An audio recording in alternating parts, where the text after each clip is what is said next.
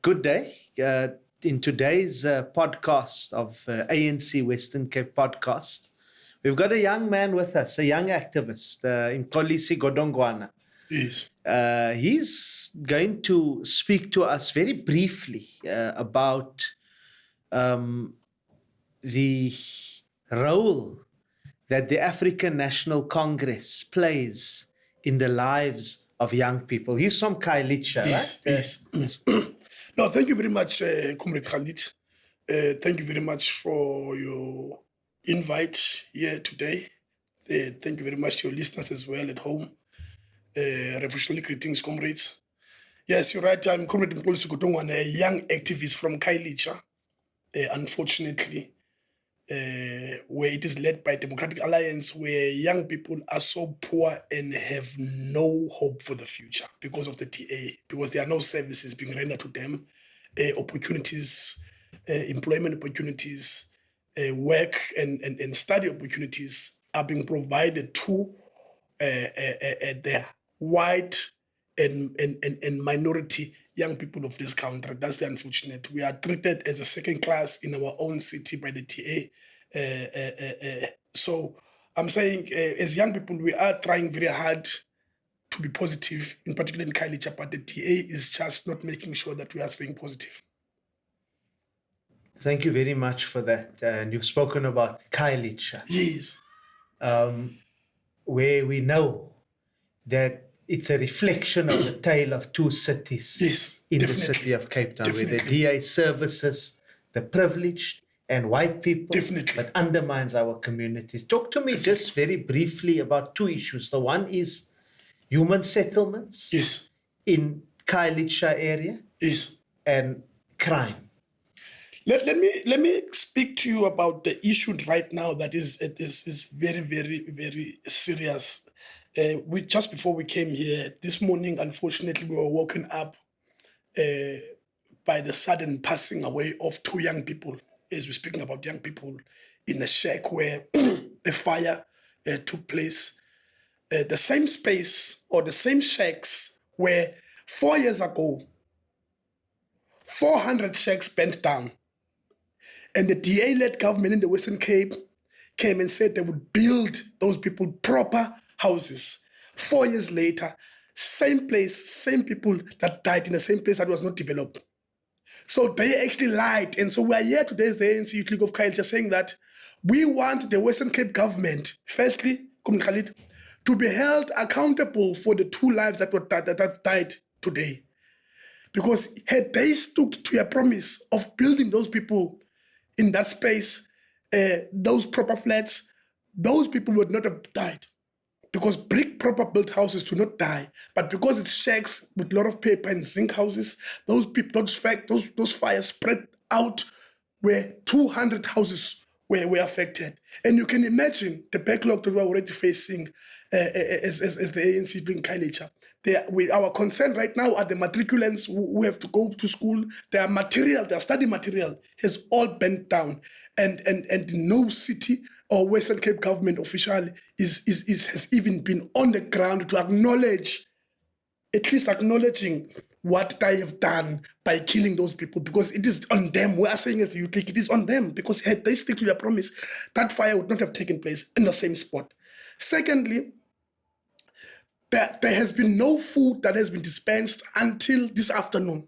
So this Western Cape government does not care about us. We must say thanks to Gift of the Givers who came this afternoon, but there was no intervention from the Western Cape government to say that we as the government of the Western Cape, at least this is what we can do for you, so that you can eat. But we'd like to thank the comrades of the ANC who came early this morning there. We saw the regional chairperson, Comrade Nditini. He's been trying, he's very busy, he was there since this morning. We've seen other comrades of the ANC at least trying to do something, but somewhere, somehow, we are tied because we are not in government in this province. So we can understand that even if our councillors in the city chambers, they go and speak about these issues of high crime and unemployment rate and our houses not being built properly by the DA because there's a backlog of houses. But it falls down on deaf ears because the DA government, if you are black or colored, your problems are secondary. But if you are white and then your problems are fast, then they are attended very harshly, very quickly. On the issue of crime, Comrade Khalid, in this particular province, on the issue of crime in Khayelitsha, people have lost hope. They've lost hope in the metropolis. They don't even know why the metropolis was even created in the first place, because it does not supplement SAPS, which is a national police department. All they do is they sit at city halls, drink coffee on a daily basis, never going on the ground and challenging the issues that society is facing with. You will see them acting as security companies for the white privileged areas. But you will not see them on the ground in Menenberg. You will not see them on the ground in Pontyville. You will not see them on the ground in Khayelitsha. They just model around, waste taxpayers' money. We don't even know why that city police was created. And we don't even understand why is it not integrated with the national police so that it supplements the national police department. So crime is a very serious issue, but unfortunately, Alan Winde, when it comes to crime in Khayelitsha, he throws a blind eye.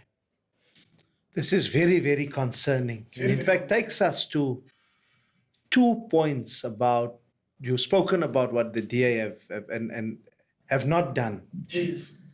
Particularly human settlements and crime. Would you agree that an ANC government in the Western Cape will improve things? I can tell you that an ANC-led government in the Western Cape will improve things, because when the ANC was in power before the DA, remember the DA has not always been in power yet. Yes, we had 2004 till 2009. Yes. When the ANC was in power, we could see the difference. We could see the RDP houses rapidly being rolled out. That we don't see now. In fact, if I may, for the listeners' benefit, Please. When the ANC was in power from 2004 to 2009, we delivered over 164,000 That's what I'm talking about. housing opportunities, whereas the DA in this term has only delivered 42,000. That's what I'm talking about. And they don't care about it. And the issue of crime, we had Bambanani. Exactly, that's what I wanted to point. We had Bambanani, where the national government was working directly, and not just equipping them with bicycles and stuff every year, the same thing. They were actually there working hand in hand, patrolling the streets of our people with the police. And they were giving incentives. Yes, and they were given incentives. Gave money to, and they were given incentives, and the people were more confident on them because they could trust them, because it was community-based driven security system. But now the people does not have confidence in this new replica of Bambanani or from the TA. It is a replica of Bambanani, this neighborhood watch.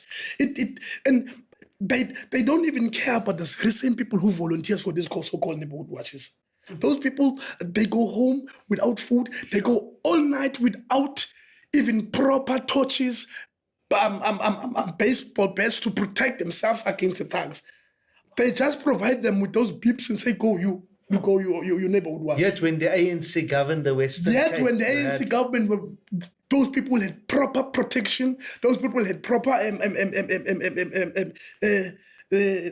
communication sets to SAPS, calling them instantly when there's ever a problem. SAPS used to arrive because they were communication products for them to be able to liaise the message very easy to SAPS. But now they're just on their own because they don't care. The DA doesn't care because it does not affect them. It does not affect their people.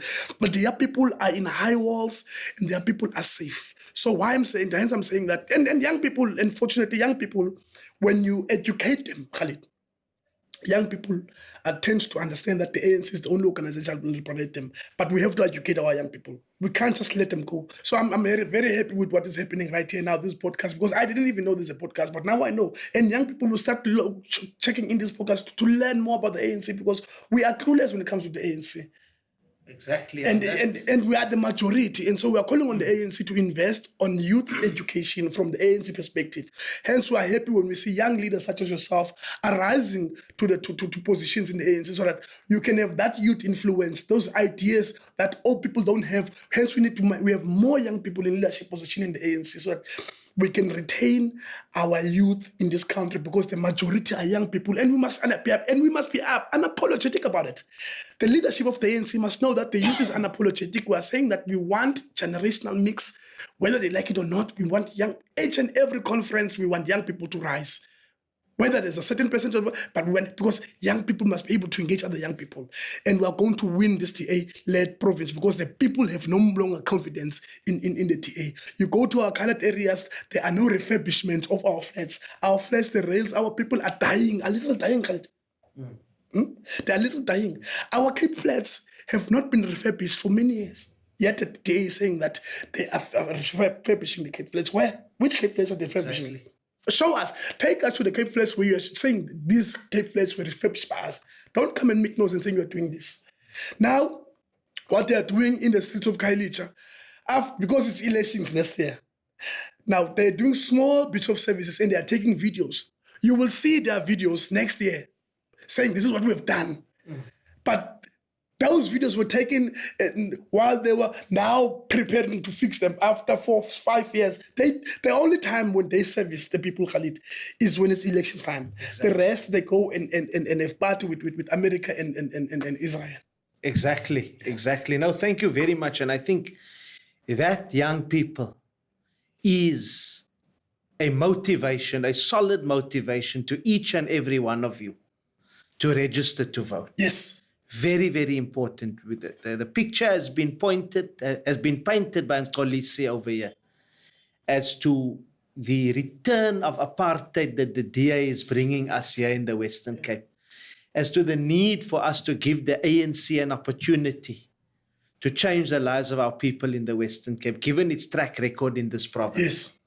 But that can only happen if you register to vote. Because you cannot vote on election day if you are not registered. Do the online registration. If you are not able to do the online registration the weekend of the 18th and the 19th of November, it's voter registration weekend. IEC stations will be in your areas. Make sure that you register to vote. Thank you very much. But let me also say thank you very much to young people who are actually who are registering to vote. We have to acknowledge that young people are registering to vote. Last week we had a program with the PCO of Bheki Khatebe. There were a lot, I think we did about 120 young people. That was 120 young people, school children, matriculants, grade 11s who are 18 and above. They are registering to vote because they are starting to be conscientized. So we must also say thanks to them and recognize that they are actually heeding the call to register, and say to those who have not registered, look at your peers. Look at your peers around you. They are taking responsibility for their communities. They are the future of this country. They do not want our country to go back into apartheid. We do not longer want to be in jail and not be given opportunities. And the ANC is the only organization that has freed us from the shackles of apartheid. And it is us as young people, because our mothers and fathers are perishing because they are the ones who are voting. Now it's up in our hands now to protect the ANC and retain the gains of the African National Congress. So please go out and vote. But also thank you very much for those who have registered. Thank you very much. And thank you for your time. Thank you. Thank you.